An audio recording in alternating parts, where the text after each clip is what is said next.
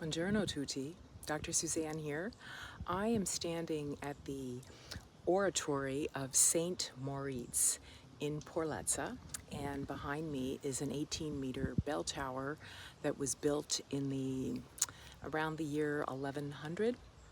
So I want to tell you a little bit about this place, and we're going to do a little excavation here. So this is the first video in my new series on Italy, Excavate Italy, and what excavation actually means and how it can relate to our work at the Female Orgasm Research Institute and the Female Orgasm Training Institute. So let's take a look.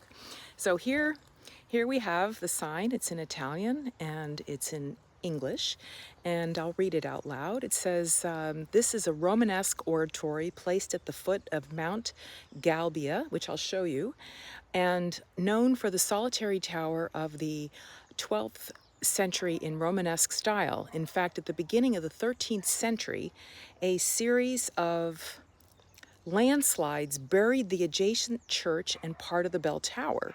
Some volunteers managed to remove the grounds that were covered by the church between 1966 and 1976. So you know what that means? That means that this church and bell tower were buried for, 12th century, 1200?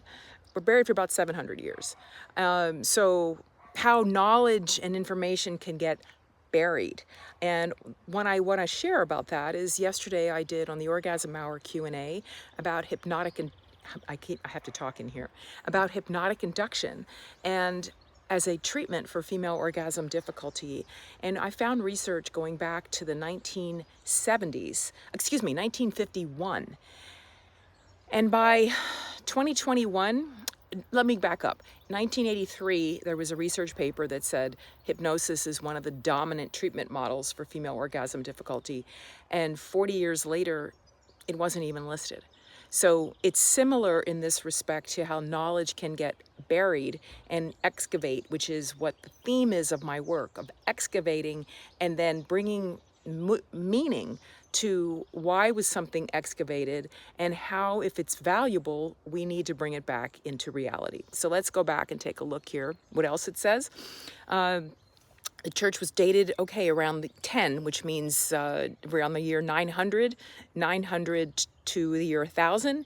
It has a small nave at the end, and we'll go take a walk around, of which there is a stony altar and a sacellum from the 14th century that can be reached through the side entry of the church. So let me show you where the landslide. So that's my bike. I came here by bike. These are the mountains that they're speaking of, that the landslide took place. Here's the entry to the church. There's a dog coming to bark at me. Yes, hello. Ciao. And it's funny, that sign, that's the Christian sign, that T, and that's what my grandson called it, was a T. And he said, oh, because there's a big T near where I live here. And he said, that's a big T. And I said, yeah, that's what some religions use to represent themselves. So let's take a walk inside. So here's the church. You can see that it's maintained. There are candles lit. There's the altar. And they maintain the roof here.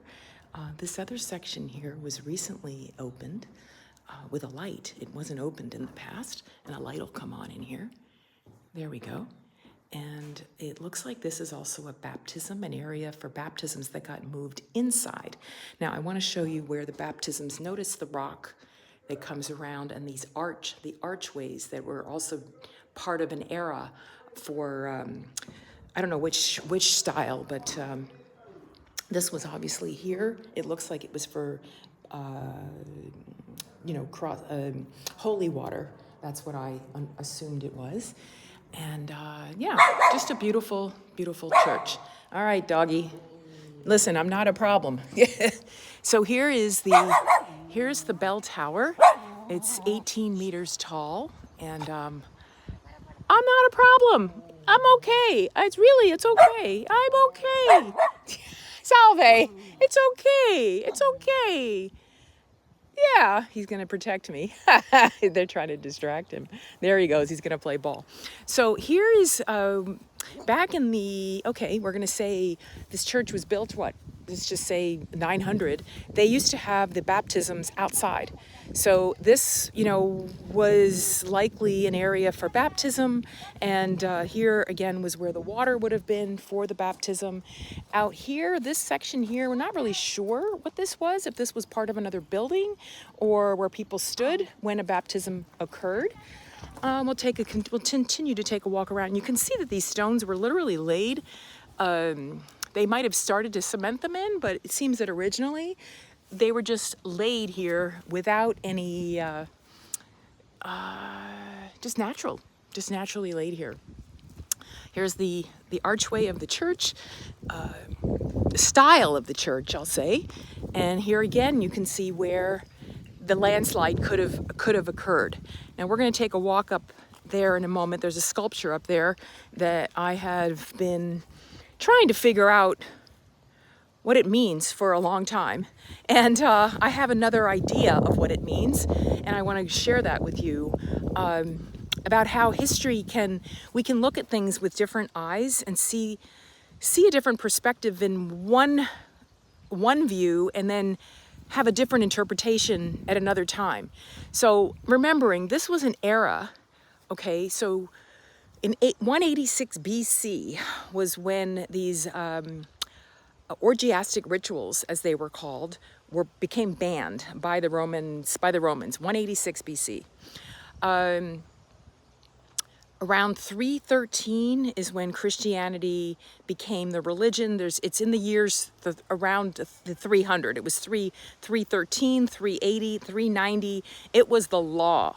So this church being built, here it is from this angle, this church being built 700 years later, it was pretty well established.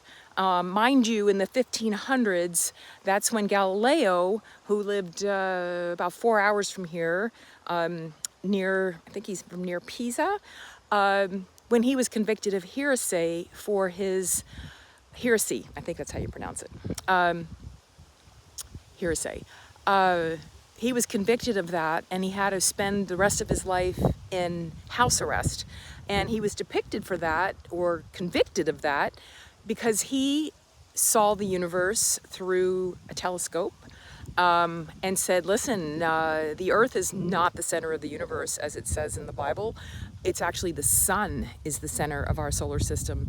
And that was against religion. And the church apologized, I think it was 1990, like 400 or 500 years later, is when the church apologized for doing that to, the Pope apologized for convicting Galileo. So you have to remember, this was a time when the pagan religions had all been quieted. You had to believe, basically, the bell tower. There's a church, you can see there's a cross up at the top. I don't know if you can see it here, but there's a cross up at the top. There's a cross here on the building. And those crosses, in many situations, those crosses were actually put on top of, they were engraved in some of the statues of women, and the women's faces. And I have shown that in other videos in and around Naples, the Archaeological Museum of Naples, where, and even the women's faces were, what's the word I want to use? Harmed. They were cut out. They were, that's how women were treated. So we went from a time when, in the Dionysian era, where women were having these orgiastic rituals, they were going out into the wild, they were experiencing altered states of consciousness, and in 186 BC, they said, oh, no more. Women are getting too wild, and we don't want that. And then we had Christianity come along and say, all this sex that everyone's having is a little too wild. All these gods that they're believing in, too much. We need one God, and that's been standing for 2,000 years. So let's go take a look now at this statue up here. I'm going to walk you up to this. This is a very interesting statue. I find it to be interesting because it can have multiple meanings. And again, thinking about how things can have different meanings, and why would this statue have been placed here?